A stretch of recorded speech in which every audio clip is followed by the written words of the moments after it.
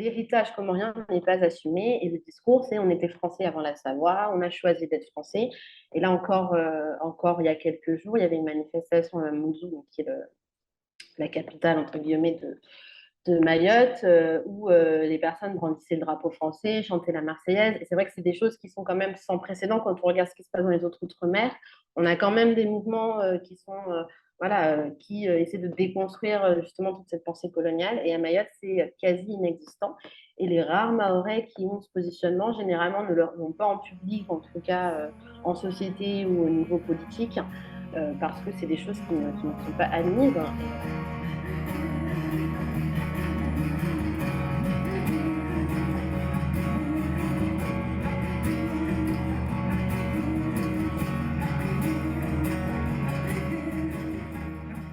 Bonjour Salwa, bienvenue. Bonjour.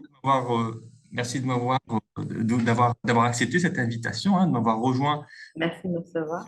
au podcast pour parler d'un sujet super important et un peu dramatique aussi, c'est la situation à Mayotte. Une situation dramatique depuis longtemps, mais c'est vrai que là, ça commence il commence à y avoir du bruit autour de cette situation. Ça commence à pas mal se médiatiser parce que j'imagine que la situation est vraiment assez catastrophique. Bon, on en parlera, mais est-ce que vous pouvez vous présenter déjà rapidement et puis ensuite nous dire un petit peu quelle est l'histoire de Mayotte et des Comores en fait, parce que on parle souvent de Mayotte, mais en réalité, Mayotte n'est pas n'est pas un peuple ou un territoire isolé, ça fait partie d'un archipel d'îles que sont les Comores. Bon, ben, du coup, moi, c'est Salwa Aboubacar. Donc, je suis cadre socio-éducatif à Mayotte. Je suis arrivée à Mayotte en 2019. Voilà, depuis, j'évolue à Mayotte avec toutes ces difficultés et j'ai toujours axé mon travail sur justement la question migratoire à Mayotte et les problématiques qu'elle entraîne sur le territoire à Mayotte et dans l'archipel des Comores en général. Et donc, en effet, Mayotte appartient à l'archipel des Comores, qui est donc composé de 4 îles. Donc, on a Mayotte, Anjouan, Nouéli et la Grande Comore, qui était un ensemble qui fonctionnait plus ou moins bien avant l'intervention de la France, on va dire. Donc, c'est voilà, un archipel avec quand même une culture assez riche, héritée des cultures swahili en Afrique de l'Est. Et donc, en fait, en 1841, un sultan d'origine malgache qui était responsable de Mayotte a décidé de vendre Mayotte à la France. Et les 3 autres îles sont devenues des protectorats, enfin, ont eu le statut de protectorat. Mayotte était le leader de tout l'archipel en ce sens, sous le joug français. Donc ça a fonctionné comme ça plus ou moins. Et en fait, bien plus tard, en 1958, l'Assemblée territoriale sur place a décidé de changer le chef-lieu, qui d'abord était à Dzaoudzi, donc à Mayotte, pour le transférer à Moroni, en Grande Comore. Et c'est une des raisons pour lesquelles aujourd'hui on a cette dissociation entre les îles, puisque à l'époque, Mayotte s'est senti un petit peu lésée par ce choix. Et l'idée, c'était, il y avait une crainte d'être sous la domination des grands Comoriens et que Mayotte perde son statut de leader dans l'archipel par rapport à la France. Bon, je fais un condensé parce que l'histoire est très compliquée, et très longue, mais donc on arrive du coup en 1975 via un référendum pour décider si l'archipel des Comores reste français ou accède à une indépendance à l'image d'autres pays en Afrique subsaharienne qui avaient eu accès à l'indépendance les années précédentes. Et en fait, au moment du référendum, globalement, sur les 4 îles, on a un résultat positif pour une indépendance, mais à Mayotte, on a 64% des personnes qui votent pour rester français. Et de là, donc, le gouvernement français a plus ou moins décidé de scinder l'archipel, et donc a décidé de garder Mayotte sous sa responsabilité et de permettre d'accéder à une indépendance pour les autres îles comoriennes.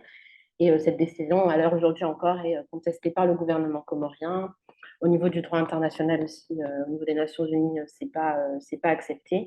Et donc, on arrive sur une situation où on a un archipel avec 4 îles. On a une île administrée par la France et 3 autres îles qui sont indépendantes, qui ont eu aussi leur lot de difficultés. Mais le fait est qu'aujourd'hui, les Comoriens des 4 îles qui pouvaient circuler entre les 4 îles de façon très libre, et c'est des migrations qui sont ancestrales, aujourd'hui sont très réguliers, avec des visas qui sont très compliqués à obtenir. Et on a une catastrophe humanitaire à l'image de ce qui peut se dérouler en Méditerranée, où on a des personnes qui tentent la traversée entre Anjouan, qui est quand même à 70 km, hein, donc c'est une petite distance, et qui, au péril de leur vie, voilà, essaient d'accéder à Mayotte avec, on a des dizaines de milliers de morts depuis l'instauration du visa. Donc on en est là sur la situation. Voilà, je vais me condenser parce que l'histoire est très longue. Oui, alors donc la France, en fait, a colonisé les Comores en commençant Tout à par... fait. Et, Mhm. et par contre, dans les années 50, 60, il y avait les vagues de décolonisation, hein. Tout à C'était, fait. c'était plus à la mode. Et puis surtout, il y avait Mhm. enfin, les peuples, généralement, ils ont résisté contre la colonisation parce qu'évidemment, c'était pas du tout dans leur intérêt, c'est le moins qu'on puisse dire. Et du coup, ce que la France a fait, c'est qu'elle a organisé un référendum au niveau de l'archipel des Comores. Et en fait, toutes les îles avaient voté, je crois que les autres îles que Mayotte avait voté à 99% donc pour l'indépendance, ou en tout cas contre le fait de rester sous domination française. Et par contre, à Mayotte, c'était 63% qui avaient Exactement. rejeté l'indépendance, c'est ça, hein. C'est Et ça. en fait, ce que la France avait fait, c'est que plutôt que de considérer le référendum de façon globale, ils ont Mhm. dit, bon, voilà, Mayotte, en fait, ils ont pris les trucs individuellement, ils ont dit, bon, voilà Mayotte Exactement. française, et donc on va la garder française, alors qu'en fait, ça n'a pas de sens. Ça n'a pas de sens au niveau territorial, au niveau ethnique surtout, parce qu'il y a des populations surtout dans cet archipel, et c'est ethniquement et culturellement les mêmes populations, n'est-ce pas? Tout à fait. Tout à fait. Ah oui, c'est vraiment flagrant, hein. C'est-à-dire que vraiment Mayotte, culturellement, est très, très similaire à ses îles voisines, hein, et n'a rien, n'a pas d'héritage culturel français, etc., avec quand même une méconnaissance. Il y a beaucoup de Mahorais qui méconnaissent la métropole, les façons de penser. Ça n'a rien à voir, hein, et souvent, les personnes de l'extérieur le disent quand elles arrivent à Mayotte, et on n'a pas l'impression d'être en France. Juste culturellement, on ne parle même pas du reste, parce que c'est encore en termes de niveau de développement, on n'y est pas, mais culturellement, déjà, ça n'a pas de sens. La langue, le français ici, c'est pas une langue, c'est pas la langue primaire de la population. Donc, c'est une langue qui est apprise à l'école pour les personnes instruites et c'est une langue qui n'est pas maîtrisée par tout le monde. Donc, on a des citoyens français qui ne parlent pas français. Donc, c'est vrai que c'est un peu contraire à l'idée d'une République française unie, indivisible. Enfin, on n'y est pas là. Sur Mayotte, c'est sûr qu'on n'y est pas. Oui, et puis donc déjà, voilà, donc, on peut dire que ce découpage n'avait pas de sens. Euh, Tout à fait. Sauf évidemment à comprendre que la France, elle voulait garder au moins un bout de territoire dans cette partie-là du monde. Alors justement, quel est l'intérêt peut-être géostratégique de la France à conserver ce territoire, voilà, à l'autre bout de la planète, pratiquement pour elle, à garder sa domination dessus, avec tous les problèmes qui en découlent. Ben, disons qu'on est quand même dans le canal du Mozambique. Donc l'idée, c'est pour la France de garder un pied dans le canal du Mozambique, avec quand même du pétrole qui transite des pays du Golfe. Je crois que c'est 80% du pétrole qui transite par le canal du Mozambique, donc en fait, c'est quand même important. Et l'idée aussi d'avoir une proximité avec les pays d'Afrique de l'Est. Et puis, en fait, ce n'est ni plus ni moins que les politiques coloniales qu'a pu avoir la France, qui subsistent encore aujourd'hui, hein, où la France est présente sur tous les continents. Donc à Mayotte, ça lui permet une assise sur le canal du Mozambique. Voilà. Alors, donc, il y a eu ce référendum qui était organisé en 75 et, Mhm. et donc, alors, voilà, donc les autres îles, mis à part Mayotte, ont voté massivement pour l'indépendance. Et par contre, la France a quand même organisé un coup d'État contre le président, je pense, qui était démocratiquement élu à l'époque, Mhm. des Comores. C'était Bob Denard qui Tout à avait fait. organisé ce coup-là. Est-ce que vous pouvez nous en parler un petit peu et comment les gens perçoivent cette partie de l'histoire aujourd'hui, notamment à Mayotte? Alors, c'est vrai que bon, l'Union des Comores, depuis l'indépendance, a connu beaucoup de putsch, etc., beaucoup commandités en effet par la France. Ici, en tout cas à Mayotte, le discours politique, c'est vraiment justement que les Comores ont voulu une indépendance et n'ont pas réussi à accéder à cette indépendance et que ça justifie d'autant plus l'envie et le besoin pour les Mahorais de rester français, puisque justement, voilà, ils disent, vous avez voulu l'indépendance, vous avez un État instable aujourd'hui. Et les Mahorais attribuent aussi cela, enfin justifient du coup la situation migratoire sur l'île par ce biais-là, en disant que c'est parce que la situation politique est instable aux Comores, parce que les Comores n'ont pas su mener à bien une indépendance complète, qu'ils migrent en masse à Mayotte. Ça, c'est un discours qu'on entend beaucoup ici.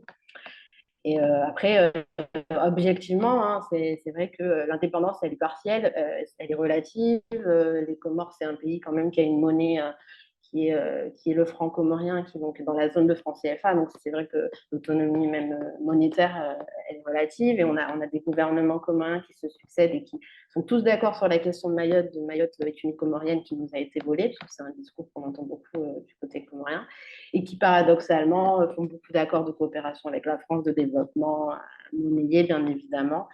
Et la question de Mayotte revient encore aujourd'hui. Là, encore il y a quelques jours, le président Azali Assoumani a fait une intervention justement sur la nécessité d'avoir un débat posé avec la France, etc. Et la question de Mayotte, c'est vraiment un enjeu politique pour les Comores et un enjeu qui se monnaie tristement aux dépens de la situation, du fait qu'il y ait des gens qui meurent en mer et qu'on arrive vraiment à une misère sociale et une catastrophe humanitaire quand même sans précédent. Donc, voilà, c'est un petit peu disons que voilà, au niveau mahorais, il y a quand même peut-être pas un mépris, mais disons voilà, un sentiment que les Comores n'ont pas achevé leur indépendance et qu'aujourd'hui, les Mahorais qui n'ont rien demandé en payent le prix. C'est un peu le discours qui est tenu ici. Oui, alors la France a fait un travail méticuleux, pas que aux Comores d'ailleurs, ou un Mhm, tout à fait. de, euh, comment dire, d'essayer de détruire l'identité des indigènes et aussi de Mhm, créer, ce narratif qui consiste à dire bah, en fait on vous apporte la civilisation parce que sans nous vous retourneriez à l'état sauvage et tout à fait. donc voilà, donc en fait quand les pays accèdent à l'indépendance, la France essaie autant que possible d'organiser des Mhm, c'est ce qu'elle fait dans beaucoup exactement. de pays. Et voilà, donc vous nous le confirmez dans le cas des Comores. Et puis ensuite, ils disent, ben voilà, on vous avait dit, Mhm, capable de tout à fait. s'autogérer. Ils ont besoin de quelqu'un pour leur montrer comment vivre, pour essayer de les amener, de les faire rejoindre le monde civilisé. Bon, ça, c'est assez classique.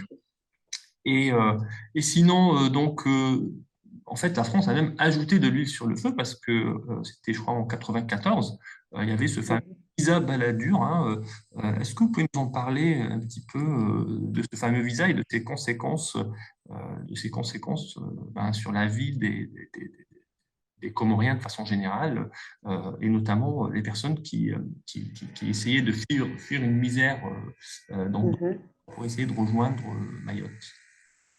Ben, de toute façon, c'est assez simple, hein, tristement. C'est-à-dire qu'en effet, entre les référendums d'indépendance et l'instauration du visa, les Comoriens circulaient librement au sein des quatre îles de façon de libre circulation.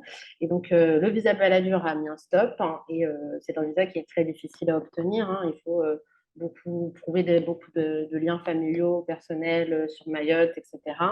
Et aujourd'hui, d'ailleurs, c'est un enjeu aussi dans les relations diplomatiques entre les Comores et la France, c'est-à-dire que quand la France n'est pas contente, elle bloque tous les visas. Donc voilà, c'est des choses qui se jouent au niveau diplomatique aujourd'hui, mais en fait, la conséquence, elle est dramatique, c'est que dorénavant, les Comoriens, en fait, empruntent le chemin vers Mayotte de façon irrégulière, au péril de leur vie, dans des bateaux de fortune, donc ce qu'on appelle des kwassa-kwassa, qui de base sont des bateaux de pêche utilisés traditionnellement au sein de l'archipel et qui aujourd'hui sont des bateaux utilisé pour la traversée. Donc, c'est très similaire à ce qui peut se passer en Méditerranée, hein. C'est-à-dire que voilà, on est sur un bateau où il y a 30, 40, 50 personnes, avec, avec des naufrages, avec des personnes qui arrivent, qui doivent se délester de leurs affaires parce que sinon le bateau va couler. Enfin, voilà, c'est des choses qu'on retrouve aussi en Méditerranée. Et là, en termes de, si on comptabilise, c'est très dur de comptabiliser le nombre de personnes qui sont décédées depuis la baladure. Et l'État comorien et l'État français ne sont pas d'accord sur les chiffres. Mais on estime au moins entre 10, 15 000, voire 20 000 morts. Donc c'est quand même énorme. Et c'est un travail qui aujourd'hui, il y a des associations, je pense à la CIMAD notamment, qui avait pour projet de justement pouvoir arriver à compter, etc., lister le nombre de personnes décédées, parce que ça arrive encore aujourd'hui. Donc voilà, c'est la triste conséquence de ce visa, c'est ça, c'est les gens meurent pour accéder à Mayotte et le visa est très très difficile à obtenir. Aujourd'hui, il faut vraiment un dossier très solide pour l'avoir. C'est des visas de courte durée, c'est très rare. Et les Comoriens n'essaient même pas, en fait. Et puis 70 km, c'est-à-dire qu'on fait le trajet, même si on se fait expulser à l'arrivée, on peut repartir le lendemain, hein. Voilà, donc la conséquence, elle est dramatique. Oui, et donc vous le disiez, il y a 70 kilomètres entre Mayotte et c'est quoi le... En juin. Ouais, ben donc on voit que c'est une distance Mm. en même temps courte, euh, Ouais, ce qui montre qu'en réalité c'est le même territoire, tout ça, c'est un même tout archipel. à fait. Et par contre, c'est vrai que c'est très long, trop long pour des embarcations de fortune, notamment oui, des petites embarcations de pêche, parce que oui, donc effectivement, il y a des naufrages, etc. Comme on le sait, même si effectivement, c'est pas comptabilisé. Euh, voilà, la France n'a pas intérêt à comptabiliser tout ça, évidemment. Bon. Donc, Mhm, tout à fait. c'est de l'huile sur le feu, mais ça, c'est classique, hein, diviser pour régner, Mm.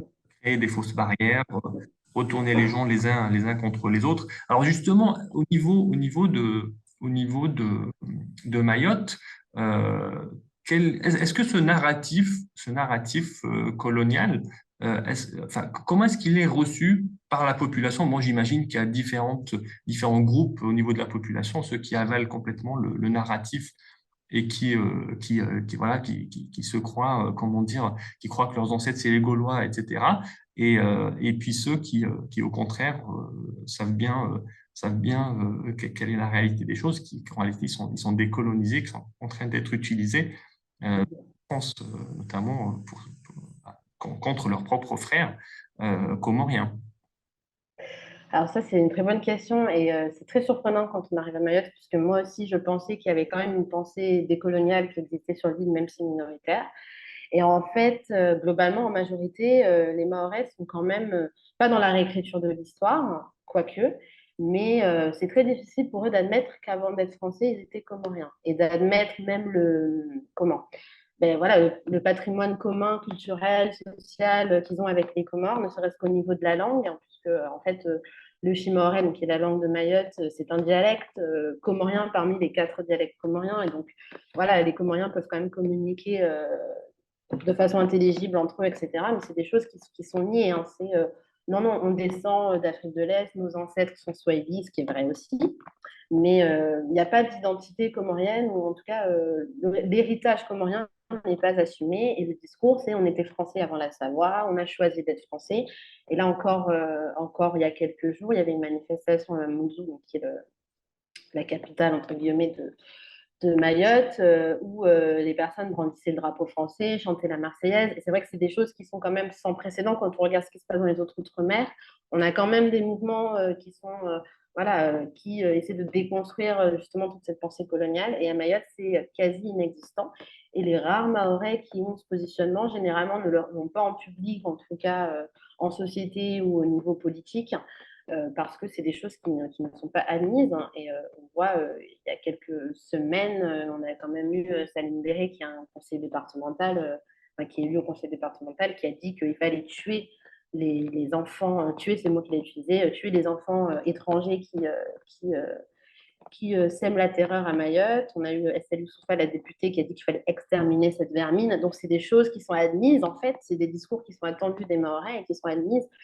Et en fait, ça ne choque personne. Et ce qui choque, c'est justement si on commence à parler de l'histoire, de la langue en commune, de la religion qui est commune, etc., il y a un déni. C'est très étonnant quand on n'est pas. Enfin, moi, quand je suis arrivée à Mayotte, ça m'a vraiment frappée. Voilà, c'est même au niveau politique, hein, les candidats à chaque élection de tous bords politiques ont tous le même discours là-dessus. C'est très étonnant. Oui, effectivement, c'est choquant, mais c'est la réalisation d'un discours raciste à l'encontre même du bon sens. Alors, justement, au niveau de la gouvernance, au niveau de Mayotte, parce que généralement, tout ça, c'est, Mhm, comment dire, enfin, cette acceptation de ce narratif, généralement, ça sort pas d'un chapeau, c'est parce qu'il y a un tout à fait. travail méticuleux d'ingénierie Mhm, de ce genre de narratif et de pensée, d'idéologie. Alors justement, enfin, quelle est la gouvernance au niveau de Mayotte? Qui a quel pouvoir? Et notamment, est-ce que c'est les Mahorais qui ont le pouvoir de décision sur leur propre vie, ou est-ce que c'est quelqu'un d'autre? Voilà, au niveau démocratique, vraiment, hein, mhm. est-ce que Mayotte est une démocratie comme clamerait sûrement la France dans ses discours? Ben, alors, je pense, oui et non, c'est-à-dire qu'on a quand même, bon, on a le préfet hein, sur place qui est le représentant du gouvernement et qui va prendre un certain nombre de décisions. Après, on est au niveau des élus, que ce soit au niveau des communes ou du département, c'est quand même une grande majorité, si ce n'est la totalité de Mahorais. Donc, il y a quand même, je pense que les Mahorais ont aujourd'hui leur mot à dire sur ce qui se passe à Mayotte. Et l'opération Wambushu, c'est une demande des Mahorais donc en fait, il y a quand même sur certaines choses, c'est-à-dire que le Mahorais formule une demande, il y a une réponse qui est apportée. Je ne dis pas que la réponse est adéquate, mais en tout cas, la réponse est là. Donc après, voilà, le préfet, il chapeaute, il est là, il représente le gouvernement, etc. Mais les élus ont quand même une part importante dans ce qui se joue. Et au-delà de ça, on a les collectifs qui, à Mayotte, sont très, très puissants. En 2018, il y a le collectif des défenses d'intérêt de Mayotte qui a quand même réussi pendant 9 mois à faire fermer la préfecture par le biais de protestations, de barrages, etc. Estelle Youssoufa, qui aujourd'hui est députée, était auparavant membre et présidente d'un de ces collectifs. Donc en fait, la société civile a quand même son mot à dire et les Mahorais savent exprimer leur mécontentement par le biais de barrages. Voilà, c'est un mode, c'est-à-dire que là-dessus, ils sont bien français, la grève, tout ça, c'est des choses qui sont bien, bien comprises. Donc je pense quand même qu'il y a un semblant de démocratie. Après, je ne suis pas mahoraise, je pense qu'un mahorais pourrait me contredire facilement parce ils sont quand même insatisfaits des réponses qui sont, pas qui sont apportées, qui selon eux sont insuffisantes. Mais elles existent quand même. Les Mahorais, ils ont l'espace pour exprimer leur mécontentement, leur haine. Voilà, il n'y a pas de censure. À mon sens, il y a pas de censure. Oui, donc c'est plus le fait qu'ils aient accepté ce narratif Mhm.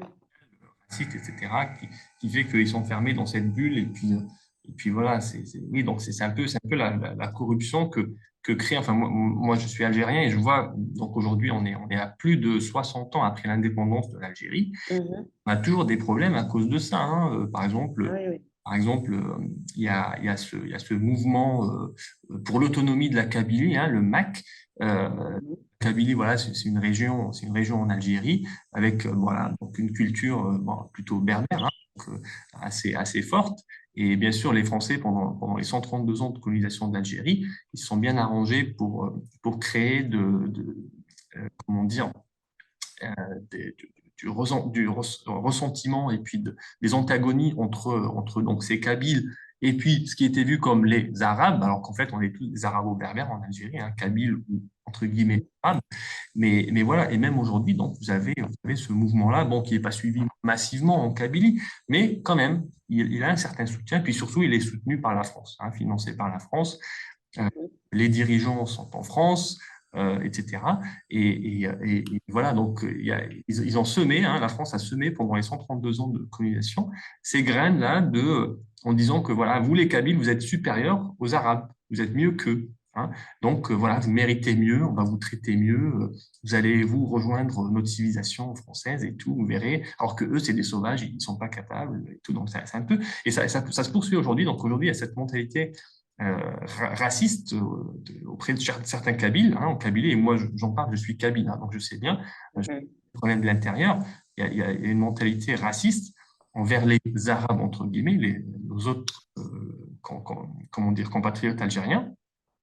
Et voilà. Et donc c'est très puissant, malheureusement, cette capacité de la France, mais pas que, euh, de semer, on va dire, des graines de division qui, même après l'indépendance, continue à créer des dégâts assez importants. Bon. Tout à fait.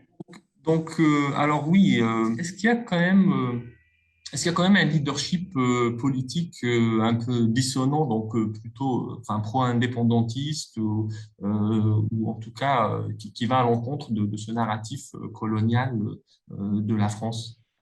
Ça n'existe pas. Ça n'existe pas. Donc, Oui, donc c'est un peu, c'est la pensée unique, hein, c'est le monde de la c'est ça. politique. Et je pense que la personne qui s'y tente, elle peut dire adieu à la politique à Mayotte, hein. Je pense que Ouais, c'est pas possible. ouais, ouais, bon, voilà, c'est assez triste, mais c'est une Mm. situation extrême, mais on la retrouve ailleurs, pas que à Mayotte.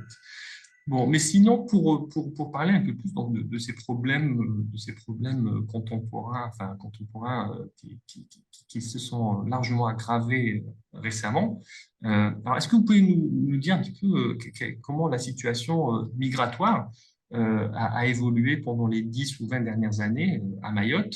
Donc, c'est comorien, hein, sachant que les Mahorais sont Mhm. comoriens évidemment, et donc c'est comoriens qui viennent du dehors de Mayotte pour rejoindre Mayotte, parce que voilà, je pense que les opportunités économiques, etc., sont meilleures. C'est pour fuir un peu la misère. Alors déjà, est-ce que c'est des migrants? Mhm.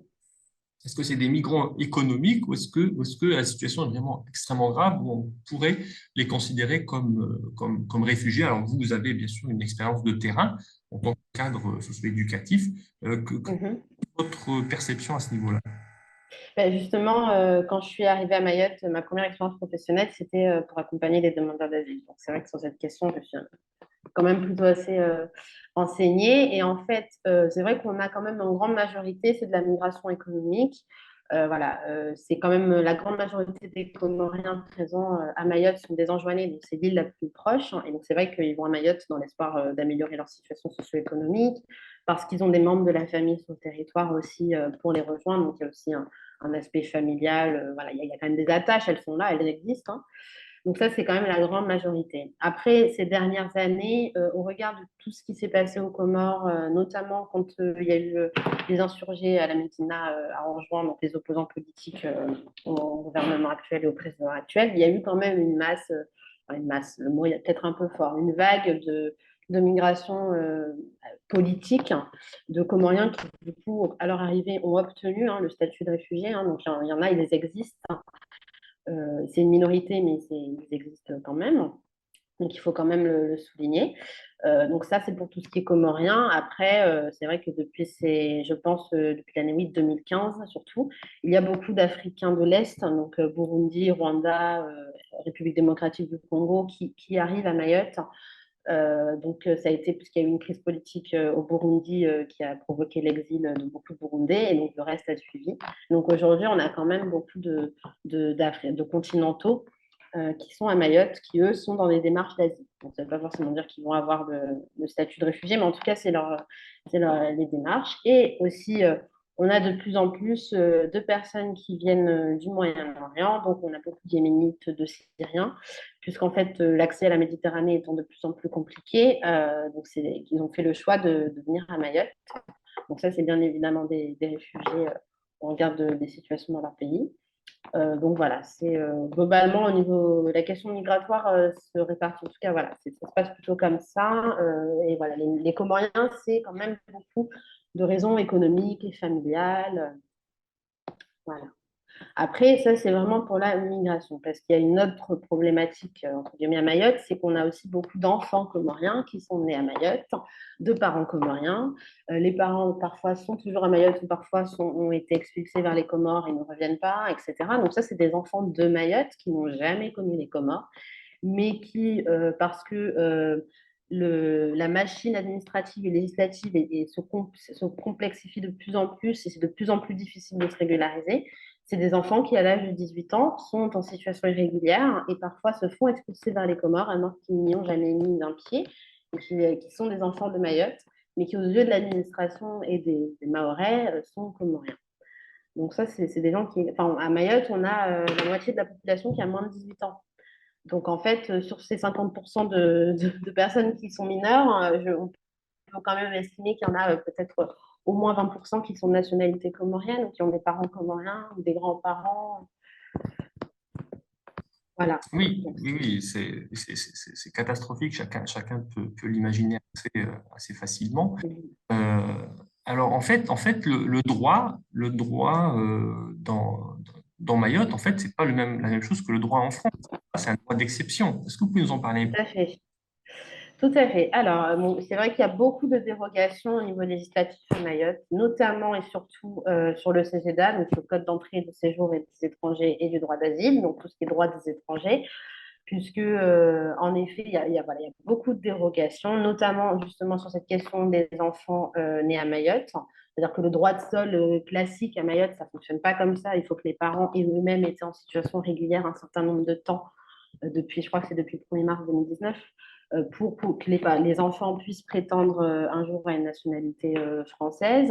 Donc, voilà, même les documents de circulation pour étrangers mineurs qui sont délivrés en France à tous les enfants mineurs dont les parents sont en situation régulière. À Mayotte, il faut être né à Mayotte pour avoir ce document. Donc, c'est beaucoup de choses, ça, en termes pour obtenir un titre de séjour ou pour être régularisé. Après, sur tout ce qui est accès aux prestations sociales, voilà, donc tout ce qui est les prestations de la CAF, etc., c'est des choses où on demande une carte de résident, donc on demande une carte de séjour de 10 ans, donc c'est quand même exceptionnel parce que même une personne qui s'est régularisée, elle n'obtient pas au premier coup une carte de résident, c'est des choses qui prennent du temps. Donc voilà, et je pense la plus grande dérogation, c'est qu'on est sur un des départements français où on ne peut pas circuler librement vers un autre département français. C'est-à-dire qu'une personne qui a un titre de séjour à Mayotte, son titre de séjour n'est valable qu'à Mayotte et elle doit faire une demande de visa pour voir si elle veut se déplacer en métropole ou dans d'autres départements d'outre-mer. Donc en fait, quand les Mahorais argumentent avec raison hein, que l'île est petite et ne peut pas accueillir tout le monde, etc., il faut aussi réfléchir à cette question, mais en fait, les personnes en situation régulière qui sont coincées à Mayotte et qui ne peuvent pas se déplacer parce qu'elles ont besoin d'un visa pour se déplacer. Donc ça, il y a beaucoup de dérogations au niveau législatif, mais c'est quand même les principales qui aujourd'hui posent des problèmes au quotidien pour les personnes étrangères qui veulent, enfin, considérées étrangères, qui veulent se régulariser. Est-ce que vous pouvez nous dire, Salwa, quelles sont les violations de droits fondamentaux, hein, de droits fondamentaux donc, qui sont écrits, donc, en fait, qui sont formalisés dans différentes chartes? Selon votre expérience, ce que vous avez pu observer, quelles sont les violations de droits fondamentaux qui ont lieu à Mayotte? Alors, donc c'est vrai que tout ce qui est droit à la scolarité, par exemple, c'est quelque chose qui aujourd'hui est bien bafoué pour les enfants étrangers, puisqu'en fait, normalement, l'instruction en France est obligatoire jusqu'à 16 ans et les enfants, peu importe leur nationalité ou la situation administrative des parents, devraient pouvoir accéder à l'école. Sauf qu'aujourd'hui, les mairies demandent un certain nombre de documents administratifs que les personnes ne sont pas en mesure de fournir, et c'est bien sûr fait exprès. Donc, c'est-à-dire qu'on va demander à une personne qui n'a pas de papier de fournir une facture d'électricité, une facture d'eau. Donc, voilà, c'est des choses qui aujourd'hui font que les parents n'arrivent pas à scolariser leur enfant ou même on va leur demander des documents d'identité pour leur enfant. Donc, en fait, si les personnes sont bien accompagnées, connaissent leurs droits et voilà, elles peuvent accéder éventuellement, enfin, elles peuvent faire céder les mairies, mais malheureusement, souvent, les personnes ne connaissent pas leurs droits et donc, on se retrouve avec beaucoup d'enfants qui devraient être scolarisés et qui ne le sont pas. Et a posteriori, parce que c'est vrai qu'on n'a pas beaucoup parlé, mais la problématique à Mayotte aussi, c'est qu'il y a beaucoup de délinquance juvénile, enfin des enfants en tout cas, qui voilà, commettent des actes de délinquance. En fait, il faut aussi réfléchir au niveau sur le long terme. Des enfants qu'on ne scolarise pas, mais qu'on maintient dans un entre-deux, c'est des enfants qui, plus tard, à l'adolescence, sont susceptibles de passer à l'acte, d'avoir des frustrations, des colères et de les matérialiser sur des actes de violence. Donc ça, c'est une première chose. Ensuite, sur les questions de la santé, donc là aussi, on est quand même à Mayotte, on n'est pas dans les clous, on va dire, parce que le gouvernement ne l'est pas, puisqu'en fait, les personnes étrangères, c'est la croix à la bannière pour accéder aux soins. C'est très difficile. Là, dernièrement, les PMI, donc les protections maternelles et infantiles, ont décidé de refuser l'accès aux femmes, aux femmes et aux enfants qui étaient de nationalité étrangère et qui n'avaient pas de documents. Donc, ça veut dire que toutes les femmes qui venaient faire soigner leur enfant en PMI, enfin, toutes les mamans et les parents, ne peuvent plus le faire aujourd'hui. Donc, il n'y a pas d'aide médicale d'État destinée aux étrangers. Donc, en fait, les personnes, si elles se rendent en hôpital public aux urgences, elles peuvent se faire soigner, sauf qu'elles ne peuvent pas aller en dispensaire, elles doivent quand même débourser 10 euros par consultation. Donc, quand on ne travaille pas et qu'on est en situation irrégulière, c'est quand même une somme astronomique. Même au niveau des évacuations sanitaires, puisqu'à Mayotte, on a ce problème aussi qu'il y a un manque de professionnels de santé. Donc, pour tout ce qui est pathologie un peu plus grave, etc., des fois, ça nécessite des évacuations vers la Réunion. Moi, quand je travaillais avec des demandeurs d'asile, j'avais accompagné une dame dont le bébé de 7 mois avait une pathologie cardiaque. Et donc, on lui demandait, on disait, on évacuate votre bébé, mais vous restez à Mayotte. Parce que comme elle est en situation irrégulière, la crainte qu'une fois arrivée à La Réunion, elle s'enfuit avec son enfant et qu'elle elle ne revienne pas sur Mayotte. Donc voilà, en termes de violation des droits, au niveau de la santé, c'est quand même assez important. Et après, on a aussi au niveau tout ce qui se passe en rétention, puisque du coup à Mayotte, on a un centre de rétention administrative qui se situe en Petite Terre, où sont retenues les personnes sur le point d'être expulsées. Et donc, en fait, normalement, quand on est en centre de rétention, on doit se voir notifier ses droits, on doit avoir accès à une association de juristes pour nous aider à les faire valoir. On est censé avoir un interprète, on ne parle pas français. Voilà, on ne peut pas avoir, les enfants ne peuvent pas être en centre de rétention. Donc, la Cour européenne des droits de l'homme a condamné à plusieurs reprises la France pour la rétention des enfants mineurs à Mayotte et le rattachement arbitraire à des adultes qui ne sont pas leurs parents. C'est-à-dire que des fois, ils prennent un adulte au hasard au centre de rétention et au niveau administratif, ils le rattachent à un enfant qui n'est pas le sien. Donc voilà, ça, le plus gros des violations des droits, c'est quand même au centre de rétention administratif. Et moi, je sais pour avoir bien travaillé avec beaucoup de juristes qui travaillaient justement au centre de rétention administrative, c'est-à-dire elle me fait remonter qu'elle n'avait pas le temps de voir les personnes, puisqu'en fait, même si elle faisait des recours pour que les personnes soient libérées, les personnes étaient expulsées avant que le juge n'ait pu statuer sur la rétention. Donc, en fait, après, la préfecture, le juge enjoint la préfecture d'organiser le retour de la personne, ce qui est fait ou pas selon le bien vouloir de la préfecture. Et une fois de plus, si les personnes connaissent leurs droits, parce que ça veut dire qu'une fois expulsées, elles doivent se rendre à l'ambassade, c'est quand même voilà, une complexité administrative. Il y a des Français qui se font expulser aussi. Donc, vraiment, en fait, en termes de procédure, ils ne sont pas dans les clous pour vérifier l'identité de la personne, le séjour de la personne, parce qu'il y a beaucoup de personnes qui à Mayotte ont des droits de séjour, mais n'arrivent pas à les faire valoir, puisque accéder à la préfecture, c'est très compliqué. C'est une plateforme en ligne pour prendre un rendez-vous, et à moins d'être connecté à 3 heures du matin, un jour par chance, c'est impossible d'avoir un rendez-vous, ce qui est le cas dans beaucoup de préfectures en métropole. D'ailleurs, ce n'est pas le monopole à Mayotte. Mais voilà, donc il y a beaucoup de personnes qui ont des droits, qui pourraient avoir un titre de séjour, qui ne les ont pas, qui se font interpeller. Et normalement, ces personnes devraient être libérées, elles ne le sont pas, elles sont expulsées. Donc là, c'est clairement une volonté politique d'expulser le plus de personnes possible. Après, le gouvernement se vante du nombre d'obligations de quitter le territoire français qui ont été émises, du nombre d'expulsions, sauf qu'en fait, c'est des personnes qui expulsées reviennent aussitôt. Donc c'est sans fin. Donc voilà. Et en fait, les quelques cas de personnes qui ont saisi des avocats et qui ont réussi à faire valoir leurs droits, on s'est remonté jusqu'à la Cour européenne des droits de l'homme. La Cour européenne des droits de l'homme leur a donné raison. Donc le droit des personnes en rétention à Mayotte n'est pas respecté. Et après, globalement, surtout au niveau même des contrôles d'identité, c'est pas réglementaire, puisque parfois ils peuvent arrêter les taxis, puisqu'à Mayotte, il n'y a pas de transport en commun, donc les personnes se déplacent en taxi. Ils peuvent arrêter les taxis, en fait, ils contrôlent tous les usagers du taxi, alors qu'ils sont censés demander au taximan si le taximan est d'accord. Ou même, voilà, parfois les personnes ont juste un récépissé, n'ont pas encore le titre de séjour, ils sont quand même interpellés. Voilà, et il y a un certain nombre, mais ça, c'est des pratiques qui sont encouragées aussi, hein. C'est-à-dire qu'au niveau, les agents de police qui sont sur le terrain à faire des contrôles d'identité, on leur dit aussi de ne pas être trop regardant. Voilà, l'idée, c'est une politique de chiffres, d'avoir le plus de personnes possible exclues. Donc, voilà, il y a beaucoup de violations des droits, mais je pense que déjà, en termes au niveau de la rétention, de la santé, de la scolarité, c'est déjà énorme. Et même là, je sais que c'est dans les clous, c'est dans les discussions au niveau institutionnel pour les enfants en situation de handicap dont les parents ne sont pas en situation régulière, de discuter pour voir si eux aussi doivent être pris en charge alors que c'est du handicap. Donc voilà, c'est quand même, disons qu'on va de plus en plus vers, c'est-à-dire que les droits des personnes se réduisent de plus en plus, malheureusement, au fur et à mesure du temps. Oui, en fait, ça me rappelle le code de l'indigénat pratiquement, hein, Mhm. parce que là, des personnes qui ne sont pas considérées comme des humains, hein, donc de bafouer leurs droits fondamentaux, voilà, ça passe, et puis même l'État s'en vante en mettant en avant effectivement les chiffres d'expulsion enfin, de Comoriens, hein, alors qu'ils sont chez Mhm. eux en réalité, comme c'est un même territoire, comme on le disait, et sachant que de toute façon, ils vont revenir derrière. Donc, tout ça, effectivement, D'accord. voilà, Ouais. c'est pour entretenir cette image d'un État voilà, qui fait des efforts, mais voilà, comme c'est des sauvages, ben, voilà, on n'arrive vraiment pas, malgré tous nos efforts, on n'arrive vraiment pas à les faire rentrer dans le monde civilisé.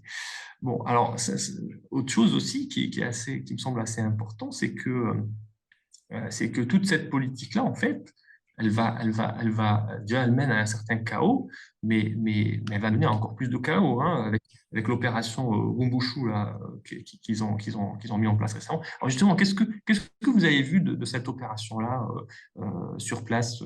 Comment ça se traduit? Est-ce qu'il y a des choses qui sont pas mentionnées dans les grands médias, entre guillemets, officiels de la France et qui se passent quand même? Alors, disons que l'opération Wambushu, pour l'instant, c'est un échec, hein, puisque ce qui était attendu, c'est des expulsions en masse. C'était voilà, vraiment beaucoup, beaucoup d'expulsions, beaucoup de décasage, puisqu'il y a quand même beaucoup d'étrangers à Mayotte qui habitent dans des habitats insalubres, hein, c'est des cases en tôle.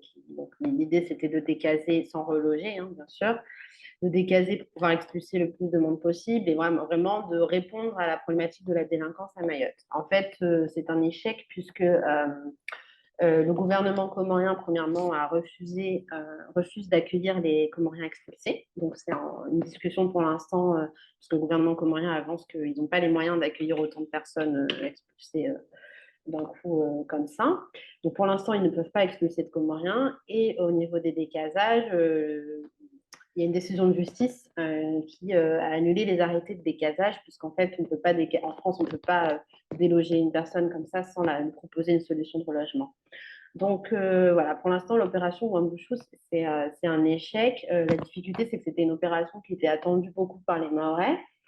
Nous, moi, dans mon domaine, dans le social, on l'appréhendait beaucoup parce qu'on savait qu'il y allait avoir en effet, et c'est le cas, du coup, il y a beaucoup de contrôles routiers et que c'est difficile de se déplacer au sein de l'île. Donc, c'était quelque chose qui était appréhendé beaucoup, puisque nous, pour les publics qu'on accompagne, qui habitent dans des habitats précaires et qui sont en situation irrégulière, voilà, c'était une vraie difficulté. Au final, mais du coup, maintenant, la préfecture est obligée quand même de communiquer autour de cette opération qui a été vendue, attendue, etc. Donc, ils ont expulsé des citoyens malgaches, puisque là, il n'y a pas de problème pour expulser le gouvernement malgache les accepte. Là, dernièrement, ils ont communiqué sur l'expulsion d'un Rwandais. Ils ont décasé en fait des Mahorais qui vivaient dans un salut pour les reloger. Donc là-dessus, ils ont communiqué. Mais en fait, l'objectif premier de l'opération, pour l'instant, ils ne peuvent pas y parvenir. Et ça a du sens, puisqu'en fait, cette opération, elle était complètement illégale. On ne peut pas décaser comme ça à tout bout de champ sans proposer des solutions derrière. Et ils avaient même créé des lieux de rétention administrative en plus du centre de rétention. Donc, c'était des lieux annexes pour expulser encore plus de personnes. Sauf qu'en fait, dans ces fameux lieux, les associations n'y avaient pas accès. Alors que c'est un droit fondamental pour une personne en rétention administrative d'avoir accès à une association. Les avocats non plus, les familles non plus. Donc en fait, déjà, ils n'étaient pas dans les clous au niveau législatif et ben, la loi les a rattrapés, hein, puisqu'en France, les étrangers ont des droits tout de même.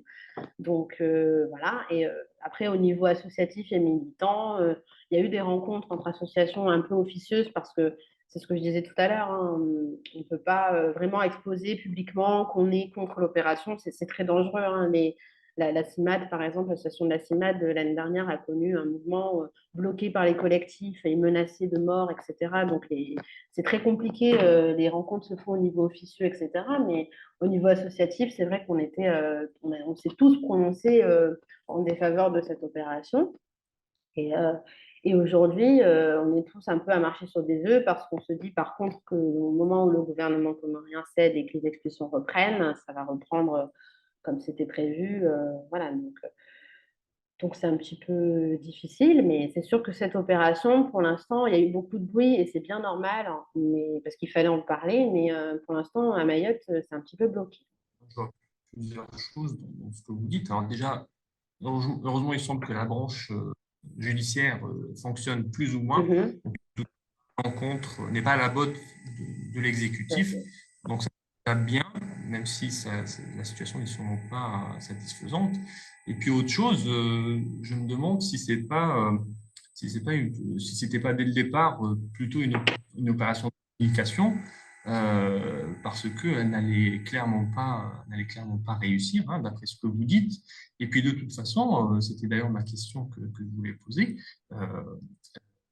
Fait, de ce que j'en ai vu, vous allez me confirmer la chose ou pas, mais à peu près la moitié de la population de Mayotte est en situation illégale. Est-ce que c'est à peu près ce pourcentage ou est-ce que c'est un Alors, peu moins? ben non, ce pourcentage, en fait, il est faux, parce que c'est ce qu'on dit beaucoup, hein, et c'est communiqué aussi par le gouvernement, mais c'est pas ça. En fait, c'est D'accord. 50% de la population qui est de nationalité étrangère. Donc déjà, Étrangère, dans les d'accord. personnes de nationalité étrangère, il y a des personnes qui ont un titre de séjour et qui sont des doubles nationaux franco-comoriens. Donc voilà, et aussi dans ces 50%, il y a des mineurs. Et en France, tant qu'on n'a pas, en fait, on n'a pas de situation administrative avant ses 18 ans. Un enfant étranger, il est juste étranger, il n'est pas sans papier. Donc en fait, il y avait eu des études, hein, le GISTI avait même fait une étude un peu plus poussée, et que le nombre exact de personnes en situation irrégulière, il serait plus de l'ordre du 12-13%. Donc on n'est pas du tout sur les 50% qui sont. Voilà. Mais en fait, 50% de nationalité étrangère. Mais des binationaux à Mayotte, il y en a beaucoup, ou des personnes comoriennes qui ont un titre de séjour, il y en a aussi. Donc ça, c'est une première chose. Après, si l'opération était un coup de com', oui et non, parce qu'au début, elle était quand même secrète. Hein. Elle a fuité, mais elle n'aurait pas dû. C'était quelque chose qui se discutait au niveau du gouvernement et du ministère de l'Intérieur, mais ce n'était pas quelque chose qui devait être communiqué au début parce que justement, je pense que le gouvernement s'attendait à un tollé en métropole sur cette question. Et aussi, il y a une nouvelle loi hein, sur l'immigration qui va être discutée. Donc, je pense que Mayotte, à l'image de ce qui peut se faire ailleurs en Guyane, par exemple, Mayotte est le laboratoire. L'idée, c'était de tester l'opération sur Mayotte pour voir comment ça fonctionnait, pour après l'implanter ailleurs, pour régler, entre guillemets, la question de l'immigration. Donc, en fait, coup de com', oui et non. Coup de com' au niveau local parce que c'était une réponse à des préoccupations des Mahorais, mais au niveau national, il y a quand même un but politique et je pense que M. Darmanin aurait aussi des vocations présidentielles plus tard et c'est quelque chose qu'il aurait pu avancer pour potentiellement se faire élire. Oui, oui, oui, effectivement, ce que vous dites, ça a du sens, et notamment le fait que, oui, qu'en fait, le territoire à l'extérieur de la métropole, il fait souvent l'objet de laboratoires pour tester des Mmh. choses. Si l'exécutif pense que ça marche, eh ben, il importe les pratiques à l'intérieur du pays. Bon, on voit notamment les violences policières qui aujourd'hui ne sont plus limitées à des groupes, à des sous-groupes de la société dans la métropole. Bon, Mmh. c'est des choses qui ont eu lieu à l'époque coloniale et puis qui continuent à avoir lieu dans des départements ou territoires d'outre-mer. Et aujourd'hui, c'est quasiment banalisé, même en métropole. Bon, en tout cas, qu'est-ce que vous pourriez nous dire? Est-ce qu'il y a d'autres éléments qui sont importants à vos yeux qu'on n'a pas abordés hein, sur la situation à Mayotte? Bon, c'est vrai qu'on a abordé beaucoup de choses. Après, je pense que, en fait, il y a quelque chose qui est peu abordé à Mayotte et qui est peu réfléchi, c'est que, en fait, toute cette situation aujourd'hui d'insécurité, parce que c'est une vraie problématique, hein, il y a vraiment de l'insécurité à Mayotte, il y a certaines zones où on ne peut pas circuler librement. Il y a beaucoup de caillassage, de barrages, de violences, etc. Donc, que les Mahorais attribuent, hein, aux Comoriens, hein, puisque c'est les Comoriens qui seraient responsables. Mais en fait, la réalité, c'est que Mayotte est vraiment traitée comme une colonie à l'heure d'aujourd'hui. Les Mahorais, même eux, on a parlé de dérogation au niveau du droit, mais eux aussi, les Mahorais, citoyens français, ont des dérogations, ne serait-ce qu'au niveau des prestations sociales, au niveau du SMIC qui est différent d'en métropole, au niveau des charges salariales sur les salaires, on est sur du 7 à 8 ce qui n'est pas du tout ce qui se fait en métropole. Au niveau de la retraite, par exemple, là, il y a une grande discussion sur la réforme des retraites en métropole. Ça ne s'applique pas à Mayotte, puisque même à taux plein, on ne peut pas partir avant 67 ans. Donc, en fait, c'est des vraies problématiques qui aujourd'hui mériteraient que les Mahorais se penchent vraiment sur cette question et adressent leur colère, hein, au gouvernement français à ce sujet-là, puisque s'ils sont français avant la Savoie, ils méritent aussi d'avoir des droits, même au titre que les Français de l'Hexagone. Et c'est quelque chose qui est peu abordé. La colère est légitime, mais dirigée vers, à mon sens, une minorité qui en fait, là-dessus, n'est pas pour grand-chose. Donc, en fait, il y a une volonté de l'État français de maintenir Mayotte dans cet état-là. Et les moyens, ils auraient pu les mettre. Aujourd'hui, on a une vraie problématique avec l'eau. Et il y a des études qui disent qu'en septembre 2023, donc c'est là, c'est demain, on n'aura plus d'eau sur l'île. Et là, on va vivre des périodes où on aura 48 heures sans eau, 24 heures avec de l'eau, parce qu'il n'y a pas assez d'eau sur tout le territoire et parce qu'il n'y a pas les infrastructures nécessaires pour récolter l'eau de pluie comme il faudrait et la redistribuer. Et ça, c'est une vraie problématique et qui n'est pas abordée. Donc, je pense que c'est important aussi de le souligner, hein. Et en fait, les Mahorais, plutôt que de voilà, s'indigner contre ce traitement qui leur est réservé, puisque la France, sixième puissance mondiale, elle peut trouver des moyens de ravitailler une population en eau, préfèrent dire que s'il n'y a pas d'eau, c'est à cause des Comoriens, puisque les Comoriens profitent des bornes de distribution d'eau gratuite pendant que les Mahorais payent l'eau. Donc voilà, c'est vraiment même presque maladif, hein, ce discours. Et c'est vraiment dommage parce que les Mahorais ont motif à être en colère. Moi, je comprends la colère des Mahorais. Par contre, je ne peux pas cautionner qu'elle soit si violente, qu'elle soit adressée à une population qui est minoritaire à Mayotte. Enfin, voilà, c'est quand même dommage. Et là-dessus, la France a très bien fait son travail, hein. Diviser pour mieux régner, c'est ce qu'on disait tout à l'heure, ça fonctionne très bien. Et donc, en fait, là, il y a une opération qui arrive au même moment où on a cette vraie problématique d'eau qui, qui, qui empire de jour en jour. Et donc, les gens sont plus focalisés sur l'opération, à attendre que l'opération reprenne réellement, plutôt qu'à se concentrer sur le fait qu'on ne va plus avoir d'eau et qu'en plus, on va avoir des pénuries, même en bouteilles d'eau minérale. Il semblerait que la bouteille sera vendue à prix d'or parce qu'on n'a plus d'eau sur le territoire. On a des routes qui fonctionnent mal, on n'a pas de transport en commun avec une problématique d'embouteillage catastrophique. Donc pour faire 20 km, des fois, il nous faut 4 heures en voiture. Donc voilà, il y a des vraies problématiques sociales à Mayotte qu'il faut résoudre, hein. Et avant de blâmer toujours. Enfin, en fait, c'est aussi ce qui se fait en métropole, hein. C'est-à-dire que voilà, hein, c'est un discours d'extrême droite qui va diaboliser l'étranger, qui est responsable de tous les maux sociaux du territoire. Mais c'est dommage. Voilà. Oui, c'est triste. Oui, comme vous le disiez, effectivement, c'est un fonctionnement pathologique, hein, d'être autant dans le déni de la réalité et de diriger sa colère, non pas contre le dominant, hein, qui nous impose un tas de misère, mais contre en fait, nos sœurs et frères qui sont, eux, dans une pire position que nous-mêmes. Euh, voilà, donc c'est vraiment classique de ce phénomène enfin, de colonialité, hein. D'ailleurs, j'en parlais il n'y a pas longtemps avec, euh, avec la professeure Michel Rose. Voilà, effectivement, c'est une idéologie, enfin, c'est plus qu'une idéologie, c'est une structure parce que ça reste, même après l'indépendance, c'est quelque chose qui est extrêmement présent, ancré dans la mentalité des gens. Et oui, donc c'est extrêmement triste. Et oui, donc j'imagine même pas la situation si effectivement la pénurie d'eau se confirme. Là, ça serait, comment dire, le chaos comme jamais, surtout qu'il y a déjà des discours effectivement qui prêchent même de s'en prendre aux enfants, hein, aux enfants Tout à fait. rien. Donc là, effectivement, la porte est ouverte à tous les dépassements. Enfin, ça me rappelle un petit peu les discours qu'il y avait au Rwanda juste avant le génocide en 1994. Tout à fait. C'est sûr que c'est un peu déroutant de voir toute cette violence décomplexée, assumée dans le discours politique. Enfin, souvent, j'essaie de transposer à la métropole. Je me dis, si on avait une députée qui dit sur une chaîne, c'était CNews en plus, je crois, hein, qu'il faut exterminer cette vermine. Enfin, c'est des choses, c'est des propos qui, j'espère, choqueraient et seraient condamnés. Et aujourd'hui, à Mayotte, c'est des propos qui sont applaudis et attendus. Donc, c'est sûr que c'est compliqué. Après, voilà, le gouvernement comorien, on a beaucoup parlé de la France, hein, mais le gouvernement comorien a aussi largement sa part de responsabilité aujourd'hui, hein.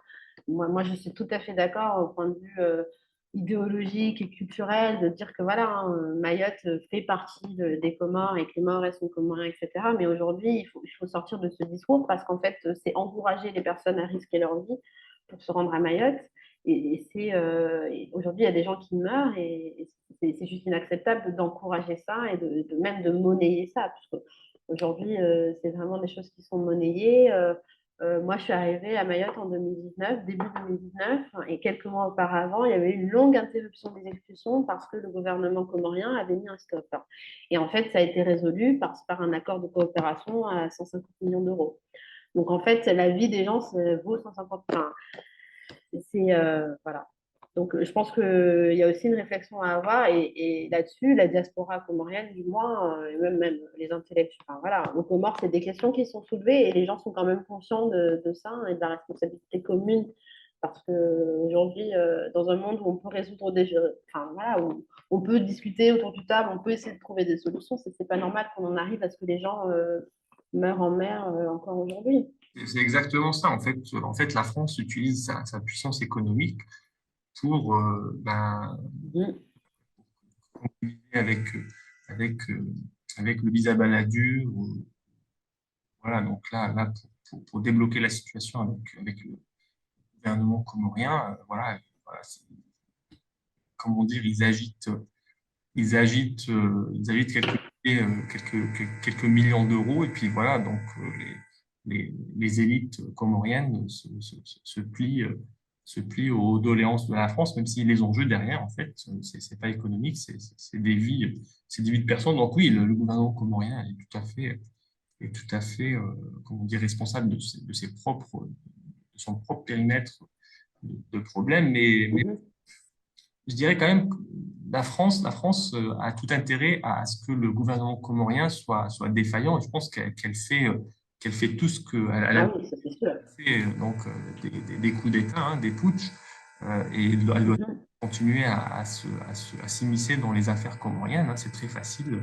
Je pense que c'est Tout à extrêmement fait. pour une superpuissance, une grande puissance comme la France face à un tout petit pays comme les Comores, Mhm. de faire la pluie et le beau temps. Malheureusement. Ouais.